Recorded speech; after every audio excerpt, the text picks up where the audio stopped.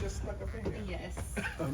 What was the thinking of this sort of split squad practice day?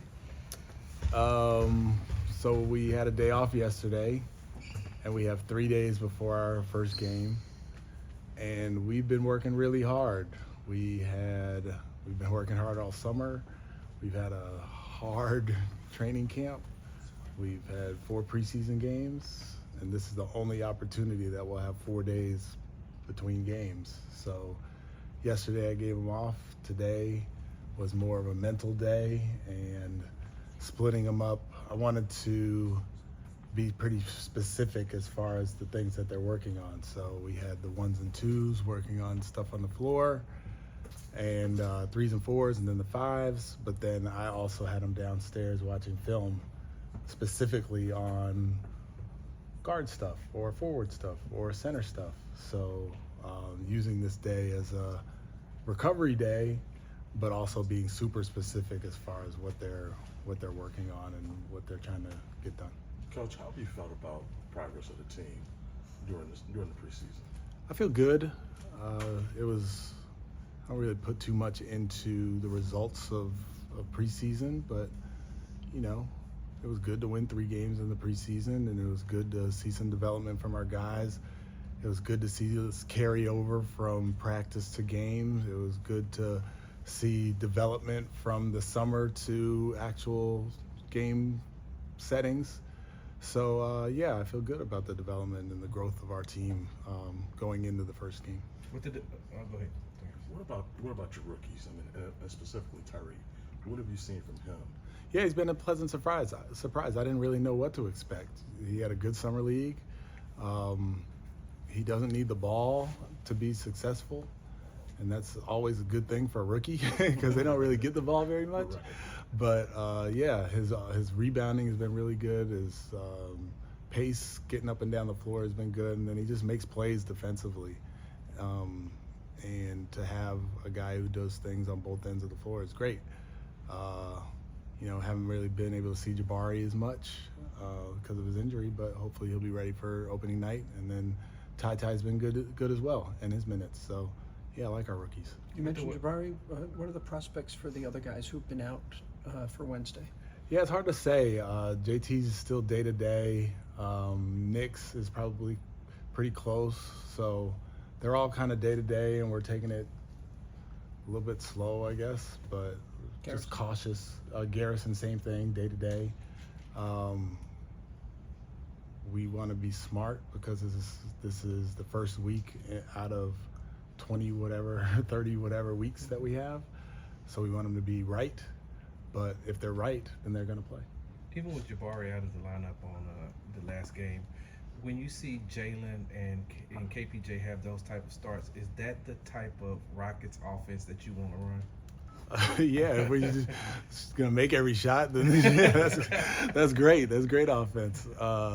But yeah, it was the ball movement that you're alluding to that I liked a lot. It wasn't your turn, my turn. It was, here's the help's coming, and I'm kicking it to the open guy who happens to be Jalen, or I'm kicking it to the open guy who happens to be Scoot, or Eric, the way he played when he was in the game, like turning the corner and making plays, or making plays off the high pick and roll. He made one to Bruno for a dunk that he got fouled on, and then one to a corner 3 for Scoot. So it's the ball movement that I love, and the spacing hopefully is the precursor to the ball movement that we're seeing. You started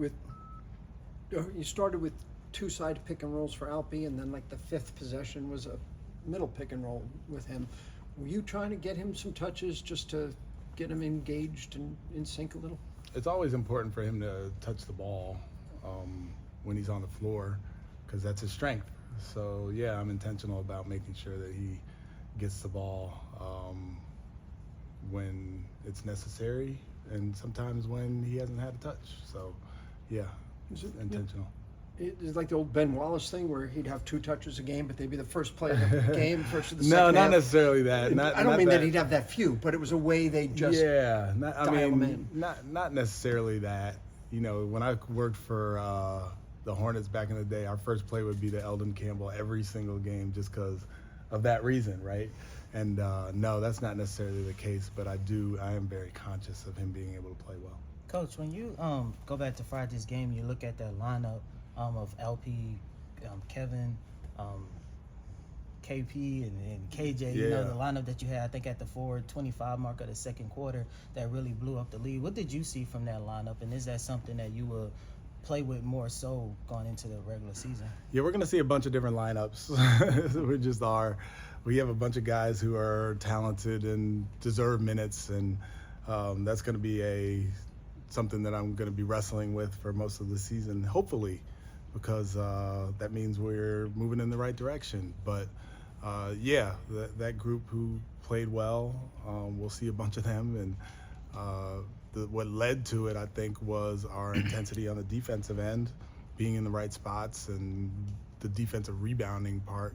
Our transition defense wasn't any good last game, so we have to do better on that. But overall, like, our half-court defense leads to good offense, and as long as we keep kind of harping on it, and then the together part on both ends, where we're helping each other on defense and helping each other on offense, then we'll play good basketball. What were the most? Go ahead, Jim. What were the most encouraging individual aspects of Jalen and KPJ's games through these 4 preseason games? Yeah, so for KPJ, the decision making has been really good. He's not turning it over like he did early last year. You see growth. I think you see him and Jalen have a good connection to where it's not like your turn, my turn, like I said earlier. It's just playing the game and playing well together, which is super important.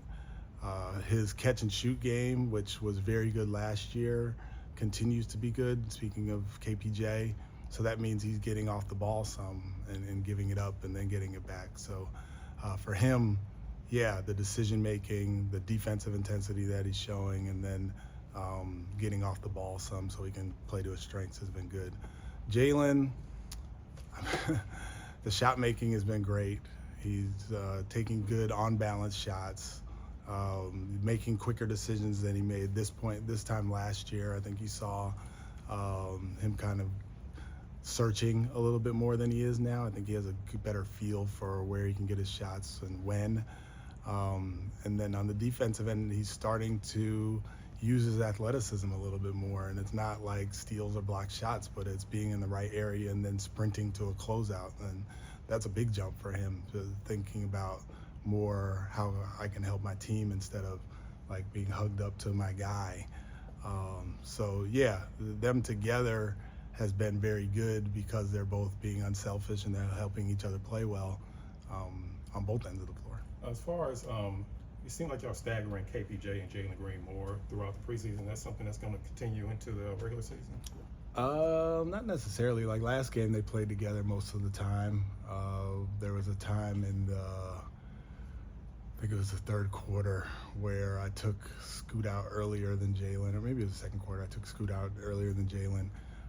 So it can depend game to game, and I really am conscious of their rhythm. So I don't want to break their rhythm, but I also want to make sure that they're able to play their best, which is, not 48 minutes. Coach, this summer and during training camp, you talked about how hard these guys work, in particular KPJ and Jalen. Yeah. On the court and in the weight room. How much of that have you seen paid off as far as their body control is concerned? It looks like they're more under control in these last 4 games. For sure. I mean, you saw the play that Jalen made where he jumped up and banged into the guy who was vertical, and he still made the shot. Like, he wouldn't have done that last year, and as a result of the work that he put in this summer with Willie Cruz and the rest of our guys downstairs. And to your point of us being a hardworking team, that was, to your first question, that was one of the reasons that we did what we did today, because we do work so hard. There are days that I have to build in to where, no, you have to heal your body because you're working so hard downstairs and upstairs, that have to build days in like that, which is a great problem to have. If you have a group that just works so hard that they're not necessarily thinking so much about the recovery, and I have to build it in for them, then that's a pretty good thing. Coach, You see what he did after that play? What was that? Like this to Miles Oh, I Turner. didn't see that. I didn't see that. Hey, Coach, you just finished talking about how Jalen and KP isn't doing the my turn, your turn type of approach. How important was that for you to nail that into him this early? Because in the past, we have seen like high volume players, take that your turn, my turn approach, and it really doesn't pay off. Yeah, it's very important, but it's really just based on the guy. It's based on what they want out of this situation. And if it's individual success that you want, then it does lead to kind of, okay, it's my turn, why does he have it? And then now it's your turn, and why don't I have it? So, yeah, it's so, it has so little to do with me and coaching and so much more to do with them and who they are. Thanks, Coach.